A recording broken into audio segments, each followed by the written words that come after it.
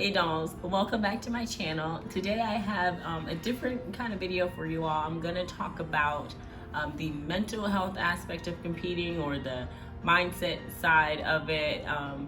We always talk about kind of the discipline and just kind of staying on track with your training and all of that encompasses with competing, but there is that more personal mental health, anxiety side that a lot of people don't talk about, and a lot of people don't realize that is part of competing, and that's kind of part of the industry, and you don't realize that you can slip very easily into that kind of negative side of it. So I just wanted to kind of give you guys do a video for you, give you the real side of competing and mental health and things you should just be aware of when you want to compete, just to kind of stay grounded and to be able to accomplish your goals, accomplish this great thing that you set out to do, but keeping your mental health and your well-being, personal side intact through the process. So if that's something that you're interested in, continue watching, and as always, let's go.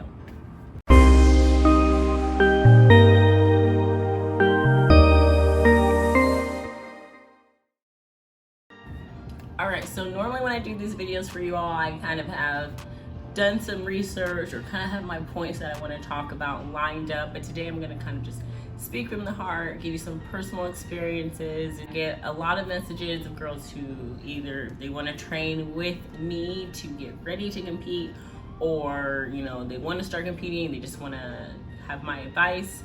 So I love competing, I love bodybuilding, and it's a great industry. It's something that I absolutely fell in love with after my first show. I love the fitness industry as a whole, but there is kind of that negative side to it. And I don't want to say negative in the sense of like I've had bad experiences with people, or people were like mean to me or bullied me, but more so internally, because you gotta think, if you're competing and being judged on your physical appearance. And in regular life, no matter what you do, whether when you're a kid, your physical appearance is judged instantly, and that's where bullying and all of that kind of stuff. So as people, it is a little odd to kind of put yourself up on a stage in your underwear basically and telling people, okay, pick me apart. So you have to be very mentally strong if that's something that you want to do. And you have to kind of understand that criticism and just kind of being judged on the little things, no matter how great in shape you are. I mean, we're talking about athletes who are literally in the best shape in the world, and we're picking them apart. So if you're new, especially, that can get in your head. I know for me, I didn't really experience that like in the beginning, because when you're first doing this, it's kind of like, oh, it's a bucket list thing. It's kind of like, oh, I've always wanted to do this. I really like working out. I want to get on stage. And in the beginning, it's more of an experience kind of thing. So the anxiety or the criticism isn't very prevalent yet, because you just got into it. So at the end of the day, you're just happy to be there for the most part. So in the beginning, I just was happy to be there. I didn't have high expectations for my first show, probably because I did a bigger show for my first one, but I kind of just wanted to get in there, jump in, get my feet wet. My second show was a smaller, more local show, so my expectations were a lot higher, and that show kind of really affected me, because that was the first show that I was like, oh my gosh, I like cried when I didn't place the way I thought I should have placed, because I was just like, oh my god, like I should have won that. You have in your head, I should do this, I should be awarded this, should, and this is a subjective sport. So if you're posting pictures on Instagram, or if your coach, I mean, my coach is very good at being realistic, but if you're around people who are pumping your head up, if you're around people who maybe don't compete, and you're just the most fit person they've ever seen, you get all these compliments, and then you get on stage, and it's like, even if you felt that you hit all the criteria that judges were looking for, and for me it was tough, because even when I got my judge feedback, they were like, oh yeah, you should have won that, but you look different at prejudging finals, which is like the worst feedback ever, because at least you can come back feeling like, okay, I need to fix this, this, and this. But to be told, oh, you're perfect, we just didn't change our decision from prejudging, like, was a stab in the heart. So there's one side of it to where your expectations for shows can play with your psychological well-being, because you're busting your butt for 12 weeks, 16 weeks, sometimes people even prep 20 weeks. So you're prepping for weeks for literally 30 seconds on a stage, and it's like, now what? So that's why I say, like, you really need to think about your well-being in the sense of bodybuilding and competing and training is very important. It takes a lot of discipline. It takes your 100%. It can't be your end-all be-all, because if you have nothing else besides this, it's just like your whole world falls apart depending on a judge's praise or critique. And that can be really hard for some people to deal with. So yes, when I compete, I give it my 100%. I give it my everything. I love the sport. I'm dedicated to it. We all have our emotional times where you want to eat and you're just hungry, or maybe you just want to sleep and you have to do cardio, whatever. Maybe that's that little side of it. But then I also have, balance with, okay, sometimes I just need to go for a walk. Like if it's your rest day, take advantage of those rest days. I know there's, that phrase, no days off and all that kind of thing, but take advantage of those times that you have to yourself to rest, even if it's just lay on the couch and just letting your body relax and decompress and learn how to just be in the moment and enjoy the experience of it and enjoy the journey of it. I feel like this prep, I finally have learned that balance of just being like, okay, because you can get in your head, okay, I want to get my pro card, okay, I gotta make sure I do this. I'm looking on Instagram, I see all these girls look amazing, okay, they want me to harass my coach and ask them, what am I eating, how can I change this? You have to just kind of take a step back and be like, you know what, if I have a coach, I'm just gonna dial in and do everything that they tell me, and I'm gonna give it my all and just make sure I do everything to the best of my ability, so that no matter what happens when I go on that stage, I can be proud no matter what.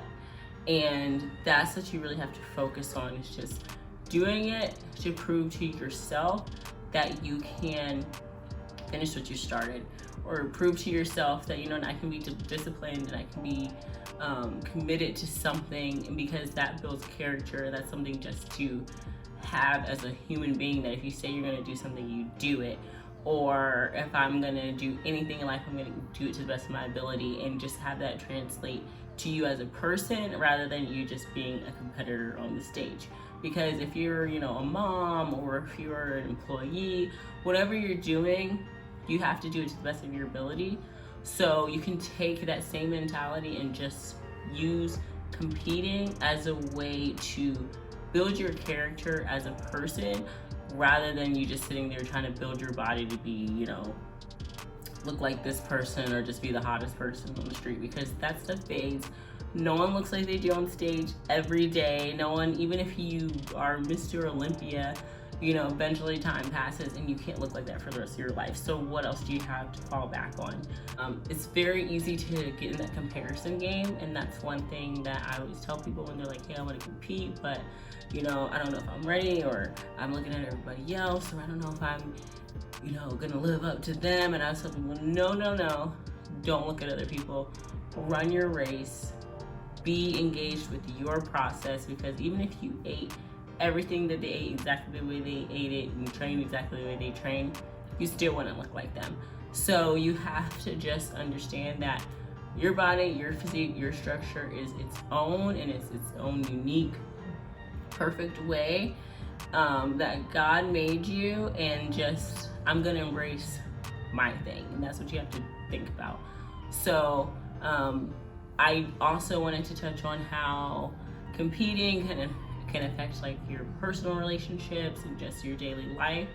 Bodybuilding is a very lonely sport, because for the most part, you're doing your cardio on your own, you're kind of in your own world, prepping your meals, and your schedule is so dialed in that a lot of times you can't do a lot of the social things that everyone does. And then even if you had the time, you can't really do it physically because you can't drink when other people are going out to drink, or you can't stay out super late if you gotta wake up and do your fasted cardio. So your lifestyle is very regimented, and it can be a bit of a lonely sport.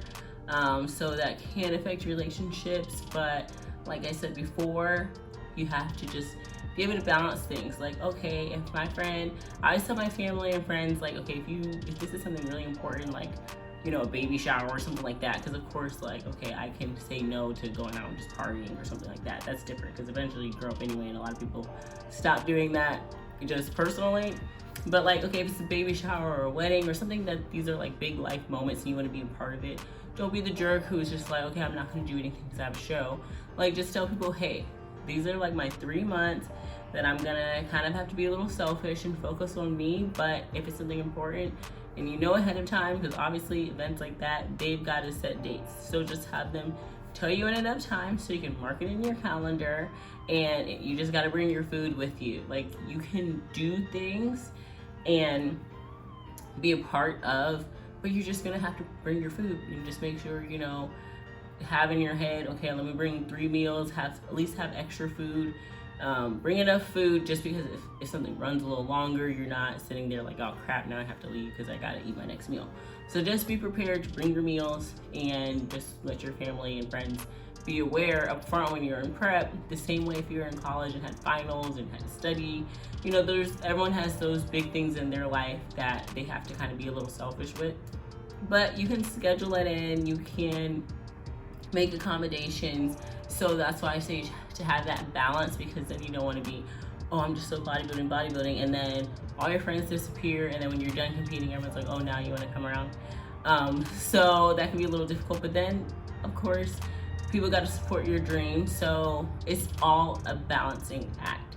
And I know this can be really affecting in like romantic relationships. The same thing kind of applies. Just have to tell your partner, like, hey, I'm gonna have to be a little selfish right now. We probably can't go on all these like dinner dates, but maybe we can do like a walk, or just kind of be creative.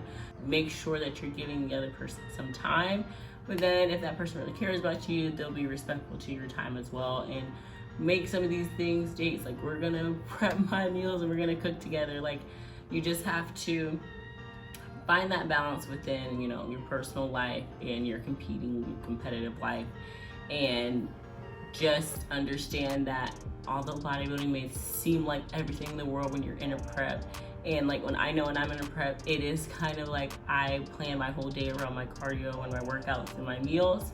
Yes, but I also, like, if my mom wants to go to the mall and asks me to go, I'm gonna, okay, I'll go with you. Like, and then if okay, I went with you last week, okay, this week I need to do my own thing. So like I said, it's a balance. But the biggest thing I really wanted to touch on was the mental health side of it.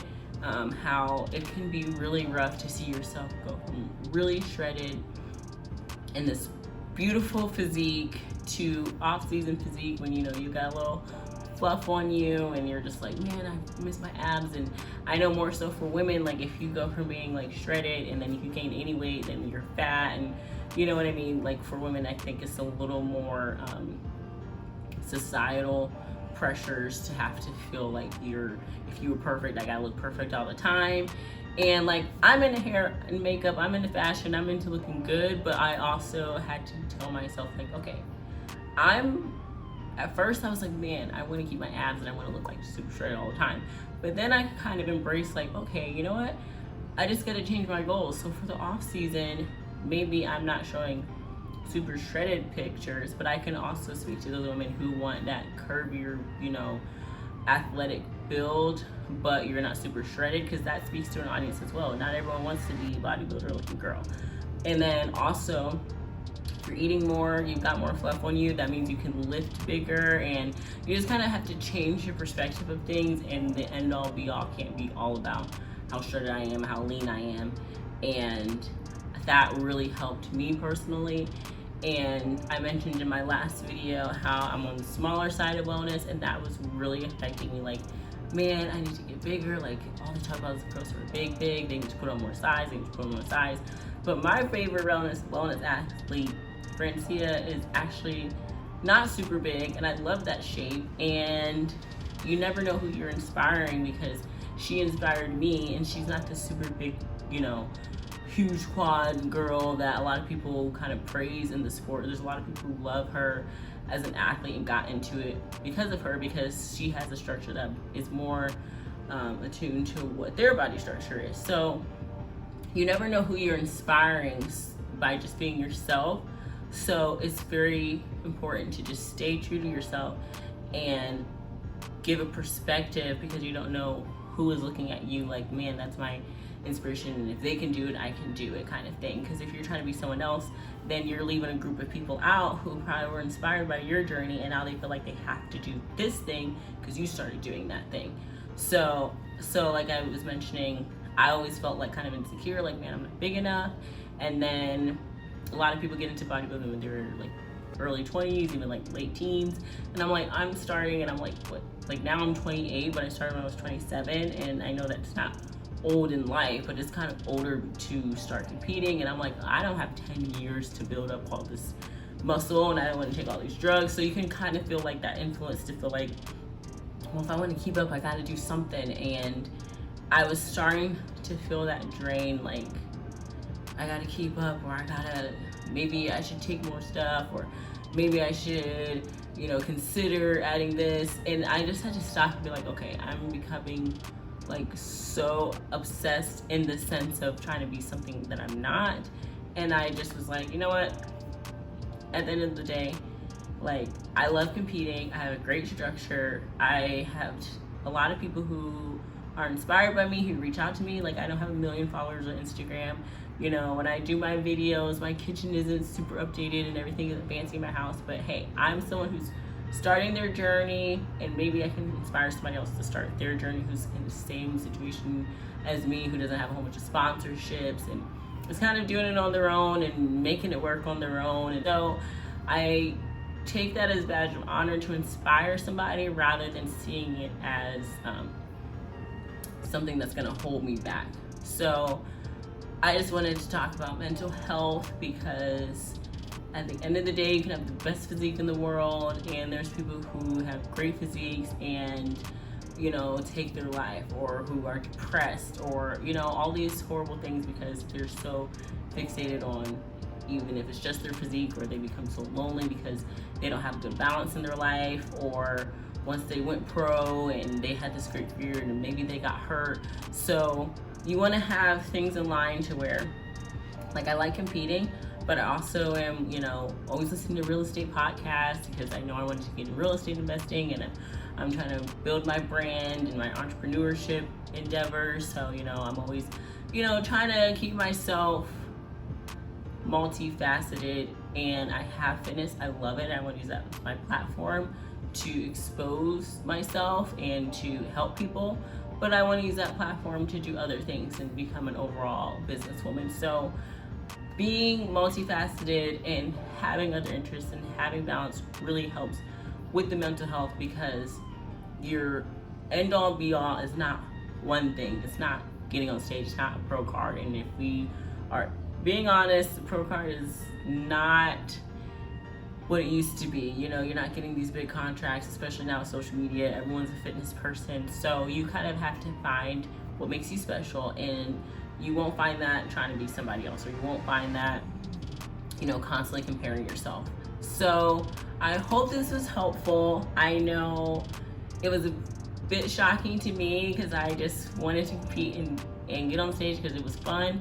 And now that I'm in it, I'm like, man, there's these other girls, I gotta look like this. And I did all this work, and it was only 20 seconds on the stage, and I wish I could do my posing a little different. Like, it was a lot. Like, it all kind of hits you after you step off stage. But I feel like now I'm in a good place to where, hey, I'm working my butt off. I'm gonna do everything my coach tells me. I'm gonna do everything to a T, so that when I go on that stage, I can just enjoy the moment and I can really appreciate it, because I know I did my part, and no matter what happens, as long as I keep doing my part, I'll be rewarded for it eventually. Because if I don't get it, then it wasn't my time, and if I do get it, then it was my time, and God has control of that, not me. So I hope that helps you if you want to compete. if you want training to get to that place, please reach out to me. I love helping my ladies, and I don't do competition coaching. That's what I want to eventually do, but that is its own beast. So I like, doing my online training with girls just to kind of get them into a good routine and a good lifestyle to eventually, if they want to compete, they've got a really good foundation. So I appreciate you guys watching this video. Comment below if this is something that you've struggled with and give any advice, and let's kind of have this comment section be, helpful to other people. And I will see you all in the next one. Bye.